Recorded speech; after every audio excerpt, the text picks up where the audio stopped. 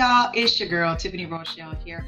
I just need you to do me a super huge favor, if you will, please. It ain't gonna take but a moment of your time. I need you to go to my website and I need you to grab these pickups right behind me. If you want to enhance your life and you want to better your life, or if you want to give it as a gift, go on and stop by my website and go ahead and grab a book. This little journal that's going to be right here, that's going to help you get some of your thoughts that's in your head out on a piece of paper. Express your feelings and talk about how you feel. I choose me. That book, that's definitely going to help you show the importance of why you need to choose you. It's okay for you to be selfish. And last, go ahead and grab Goal Diggers. Help yourself set some goals and go ahead and get things that you need accomplished. It's time to get those thoughts out of your head and take action on it. These are action plans that you can make actionable. All right. And also, if you want to, go ahead and allow forgiveness to be your journey and we'll get on that road. So go to my website and we'll get it taken care of. Grace and peace. Work with me today because I lost my voice. All right. But we gonna get through this. All right.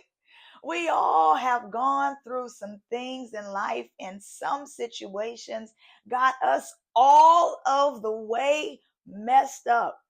We may have been abused in any form, be it mentally, be it physically, be it spiritually or sexually.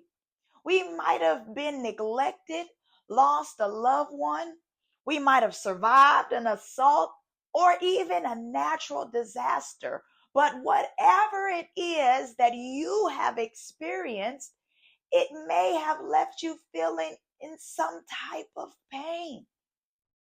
Pain is an unpleasant sensory and emotional experience. Pain is always a personal experience that is influenced to varying degrees by biological, psychological, and even social factors. See, typically, when we experience some type of pain, endorphins are released, as those are the body's natural painkillers. They respond to pain or stress to relieve pain and create a general feeling of well being. See, humans have a pain limit, okay? And what that pain limit is called is pain tolerance, which varies from person to person. See, pain tolerance is the maximum amount of pain a person can endure.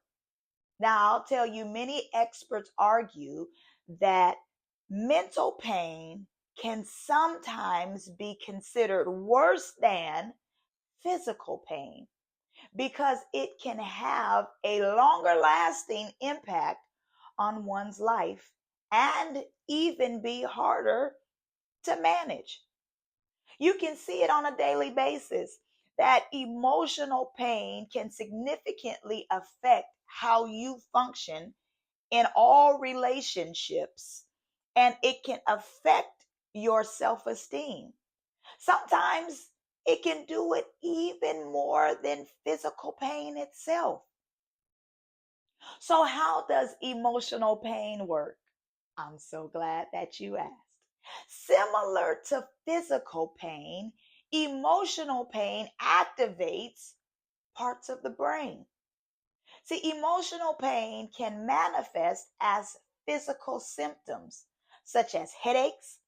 It can manifest as fatigue or stomach aches, just to name a few. Emotional pain also can be chronic. So let's push in a little deeper, okay? Ask me another question. The question to ask is, Tiffany, how can I cope with emotional pain? Thank you for asking me. Stop avoiding how you feel. Acknowledge your feelings and put some respect on them. It's okay for you to feel some type of way.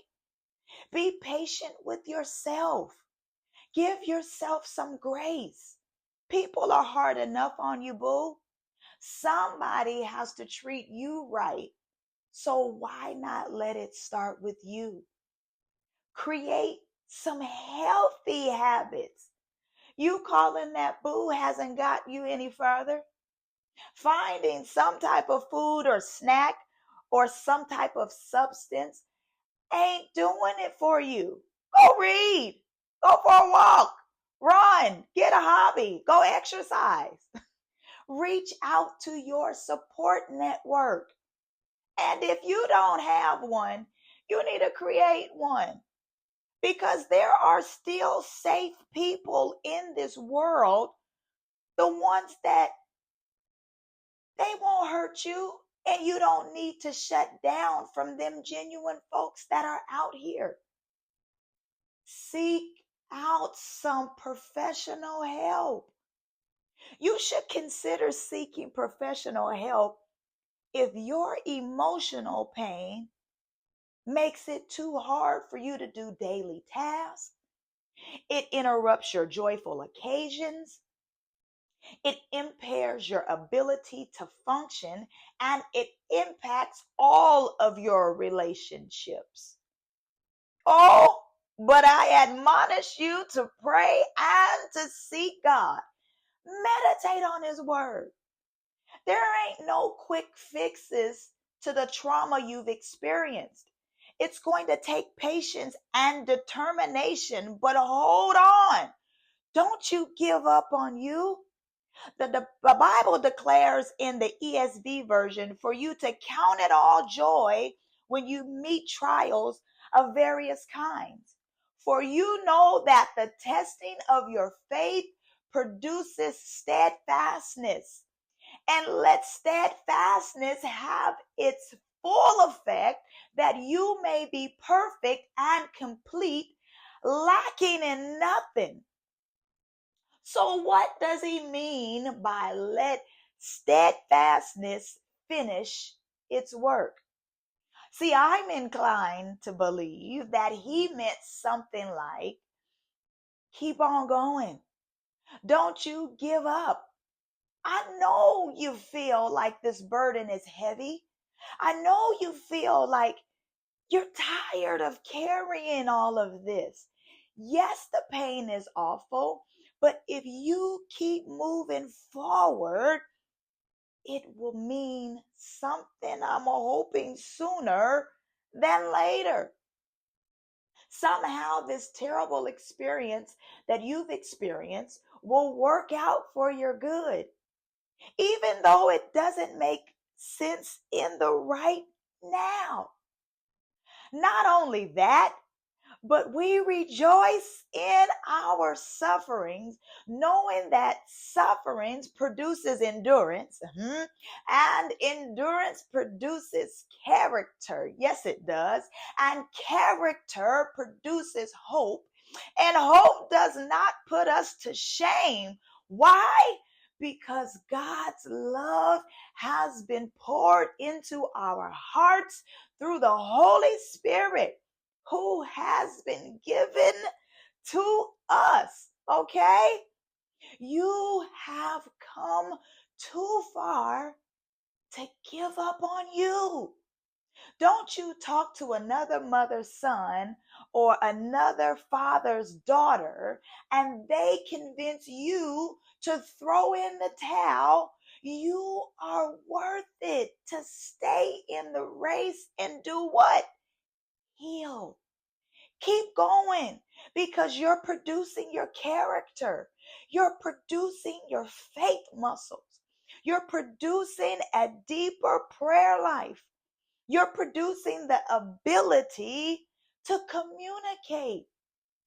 You're learning how to fight, and not only fight, but you're fighting for you.